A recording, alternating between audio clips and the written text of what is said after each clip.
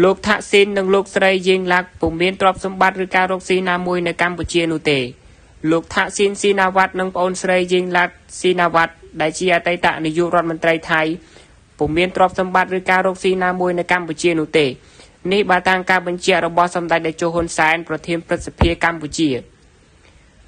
នៅថ្ងៃទី15ខែកញ្ញាសម្ដេចតេជោហ៊ុនសែនបានបង្ហោះវីដេអូមួយខ្លឹមសារលើបណ្ដាញសង្គម Facebook ក្រោយសម្ដេចតេជោទើបឃើញសារព័ត៌មានចុះថា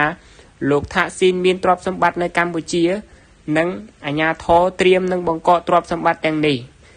សម្ដេចតេជោហ៊ុនសែនបញ្ជាក់ថាទោះខ្ញុំនិងឯកឧត្តមថាក់ស៊ីនមានបញ្ហាជាមួយគ្នាក៏ដោយក៏ខ្ញុំត្រូវតែមានទំនួលខុសត្រូវរក្សានៅភាពស្អាតស្អំរបស់ឯកឧត្តមថាក់ស៊ីនផងដែរសម្ដេចបានសរសេរបញ្យល់ថាមិនថាឯកឧត្តមថាក់ស៊ីនឬលោកជំទាវយេងឡាក់ពុំមានទ្រព្យសម្បត្តិឬការរកស៊ីណាមួយនៅកម្ពុជានោះទេពេលឯកឧត្តមថាក់ស៊ីននិងយេងឡាក់មកកម្ពុជាគឺប្រើប្រាស់រថយន្តរបស់ខ្ញុំទាំងអស់បង្ហាញថាថាក់ស៊ីនគ្មានទ្រព្យសម្បត្តិណាមួយនៅកម្ពុជាឡើយខ្ញុំគួរបញ្ជាក់បន្ថែមថាឯកឧត្តមថាក់ស៊ីននិងខ្ញុំមិនដែលបានពិភាក្សាគ្នារឿងធ្វើអាជីវកម្មរកផលចំណេញខាងសេដ្ឋកិច្ចសម្រាប់បុគ្គលឬគ្រួសារនោះទេសម្ដេចបញ្ជាក់បន្ថែមប្រសិនបើព័ត៌មានបែបនេះចេញមកពីកម្ពុជាសម្ដេចតេជោបានស្នើសុំឲ្យបញ្ឈប់ជាបន្ទាន់